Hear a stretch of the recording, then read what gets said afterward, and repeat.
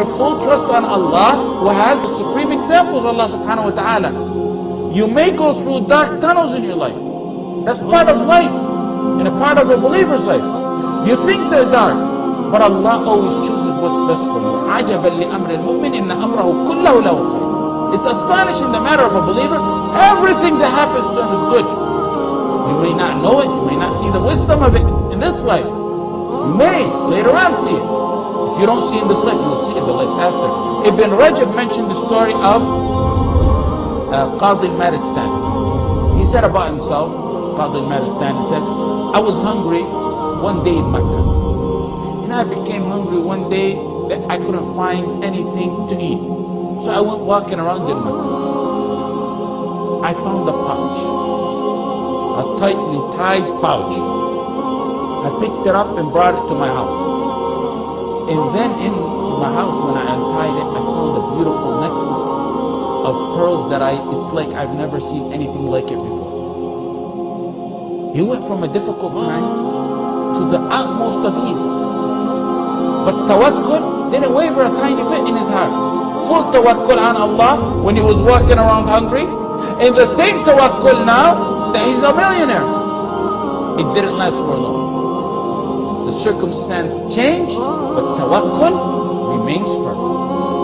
Unwavering tawakkul. As soon as he walked in Mecca, right after that, he walked in Mecca, he heard the old man calling out, I lost the necklace and I have 500 dinar reward for whoever brings me back the necklace.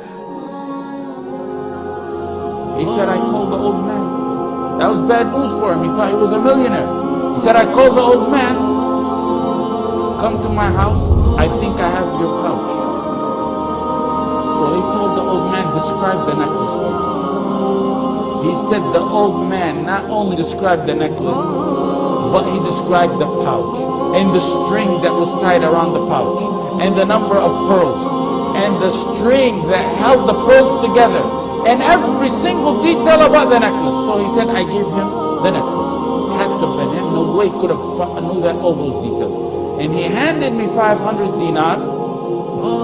And just as I was about to take it, I thought to myself, he said, I don't deserve this. And I refused the reward. The man kept insisting on giving the reward. And it was as if Abu Bakr wanted to keep his reliance on Allah totally, refusing the reward for something he felt he really didn't deserve. He didn't do nothing to deserve that money. So the old man took the reward and left. Qadi al-Maristani, whose name is Abu Bakr, said, I left Mecca after that. And I took the ocean. And on the way, the ship began to sink. All the money on board sunk. And many of the passengers, most of them, died. He said, I seen a small raft while I was in the water.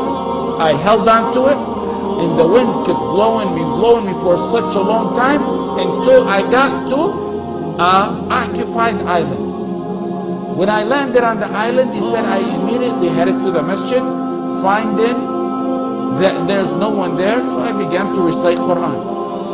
The people attended the masjid. They came to me, a stranger in town. They asked, could you teach us Quran? They seen him reciting. Could you teach us Quran? He said, yes. Then they began to overwhelm him with gifts. Then he said, I seen pages in the masjid one day, so I began to read in them, pages of the Quran. They said, you even know how to read and write? He said, yes.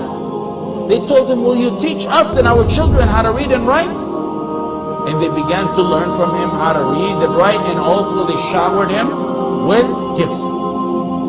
Then they told him one day, after being there for some time,